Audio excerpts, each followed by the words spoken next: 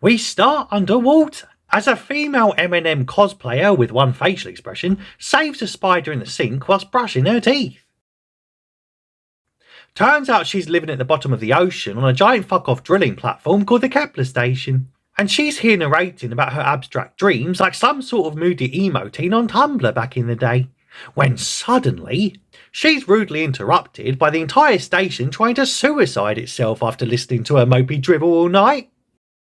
Apparently, the hull's been breached, and after running into her colleague Rodrigo, they race to seal off the bulkheads, but an explosion rips right through them, and it looks like it's curtains for the phony fakey Marshall Mathers superfan. But luckily, they both wake up in one piece. We then find out her name is Nora, and she's a mechanical engineer, though can't seem to do her one job to fix up the station because it's currently more wrecked than the hooker's hiney. So they head toward the evac bay, but first find an injured bloke buried under some rubble. Apparently his name is Paul, and this fella proceeds to insult her when she tries to rescue him by calling her a sweet flat-chested elven creature. And before you can say, it's probably not a good idea to straight up abuse the one person trying to save your life at the bottom of the fucking ocean, they haul him out and eventually meet up with the captain, who just can't believe his rig tried to blow itself up just because it couldn't take any more of his employees' pretentious droning waffle. Or some shit. Anyway, after finding out the pods have already been deployed by other members of the crew who got there first and selfishly wanted to keep doing that living thing, they all meet up with the rest of the survivors, including a fellow engineer called Smith and an Asian biologist named Emily.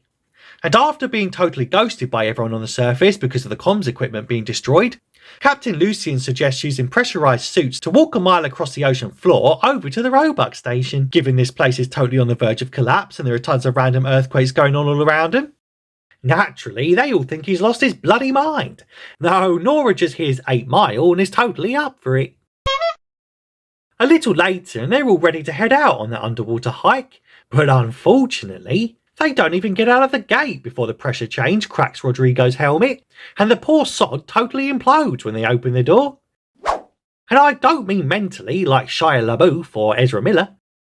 And they all have to walk through his blood and giblets to get to the next platform and shit. They then take the freight elevator down to the bottom of the Kepler, but soon get distracted by a distress beacon from one of the evac pods, so they go to investigate in case it's a survivor, or just a body or add some really nice jewellery they can totally loot. So after scaring the pants off poor Emily by pretending she needs to go check it out, Joker bro Paul gives his lucky toy rabbit to the anxious biologist and then takes Smith over to investigate, where they soon find a dead body covered in some sort of bizarre algae gunk. And Paul reckons there seems to be something rather strange happening to the corpse, when suddenly a spermy snake thing jumps out at him, and Smithy boy promptly fills it with lead. Emily, the Asian biologist, then examines the dead creature, and quickly confirms that it's some kind of new species, what may have evolved inside a hydrothermal pocket where they've been living inside for millions of years. And now these numpties have totally disturbed them when they bored into their undersea house with their giant drilling machine and shit. Then they start hearing thumping noises outside and start to worry that the dead corpse on the table might have been an infant, and that they've gone full Planned Parenthood and totally yeeted an innocent baby. And worse, now they're being hunted by its pissed off mama. No! But before they can totally apologise to the suspected giant sea monster, the Kepler station starts to collapse above them. So they suit back up and get the heck out of Dodge. But poor Smith gets flattened by falling debris and they have to haul his ass up while seemingly getting chased by some more monsters. So they quickly take refuge in the nearby access tunnel, which will lead them to the Midway service station. But the dopey group soon get stuck and have to squeeze through a tight gap. Luckily, most of them get through.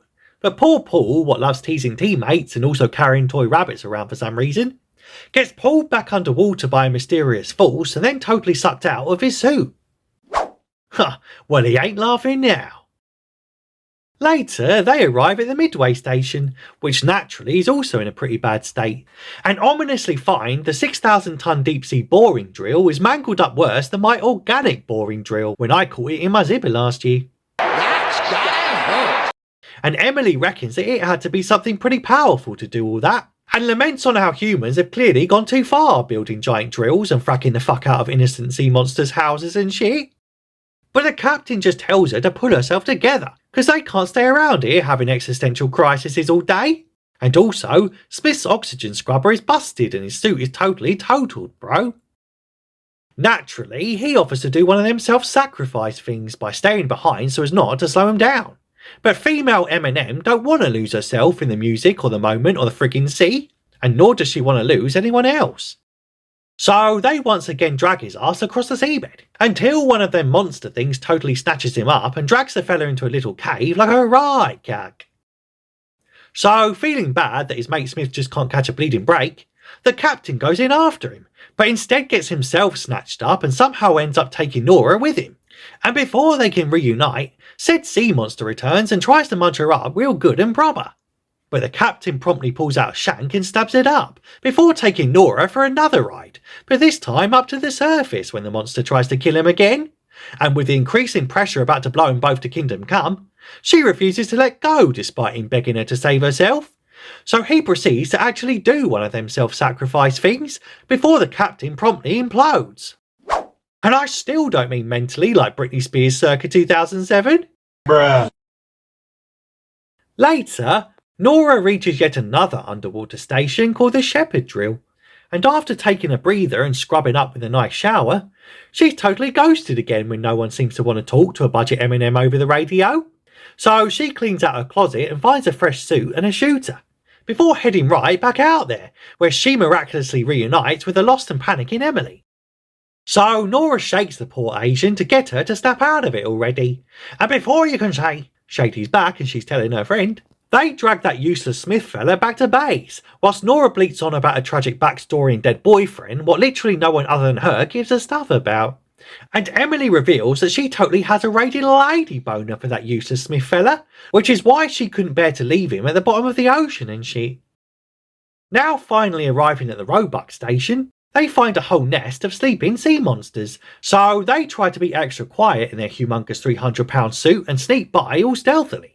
But because this is Act 3 and we need to move the plot along already, Emily's oxygen alarm goes off, which totally wakes up the mob of vicious sea monsters all around him, and Nora soon gets swallowed again, but this time for real, before she shoots through its stomach and literally bursts through the belly of the beast. She then shoots a flare into the abyss, which reveals a giant grotesque alien queen monster, which seems to have styled itself on current day Kris Jenner. Damn! And before you can say, this would have worked better as a Cloverfield movie given the monsters look and behave pretty identically, Nora tries to get the heck out of Dodge, but the monster creates a giant explosion which sends her flying. And it looks like it's curtains for the phony fakey slim shady lady. But fortunately, Emily drags her and Smithy boy back to the collapsing station. And once at the evac bay, they find there's only 2 escape pods left. So they shove poor Smith and Deadpool's toy rabbit into the first one and send him up to the surface, whilst Nora insists Emily take the other one, because she needs to tell Smith that she loves him and then go make lots of half-Asian babies together and stuff. Naturally, Emily don't really want to leave the world's #1 aquatic Eminem tribute act 20,000 Leagues Under the Sea to die, but Nora insists she's not afraid. So she smacks her in the face and tells her to get her oriental butt in that evac pod and shut up about it already. Anyway, after the last pod ascends, Nora initiates an overload of the Roebuck's nuclear core, and uses her last moments on Earth to moodily mumble some more about her abstract emo feelings and shit, before the explosion kills both her and the sea monsters, and thereby allowing the pods to reach the surface. Huzzah! And we end with a news headline showing how there are only 2 survivors, which totally implies that none of the other escape pods that selfishly launched at the start of the film ever made it back home. And the mining company is totally doing a cover-up about it all, whilst greedily and recklessly preparing to resume and expand its drilling efforts. And that's it. That's the movie. Though my favourite part was when Emily brought Nora back to the station and then smashed open her helmet after her oxygen was depleting. Because apparently, the specially designed bulky sea suit can seemingly withstand the immense pressures of the ocean, but not the overwhelming might of a small Asian armed with a fire extinguisher. Though I'm just glad the toy rabbit survived, to be fair, and totally didn't fall over like... But anyway, that's the plot and that's your lot. Consider ringing that bell thing so you don't miss any future recaps. Tell me if you like this flick in the comments if you have time, and I'll see you in the next one.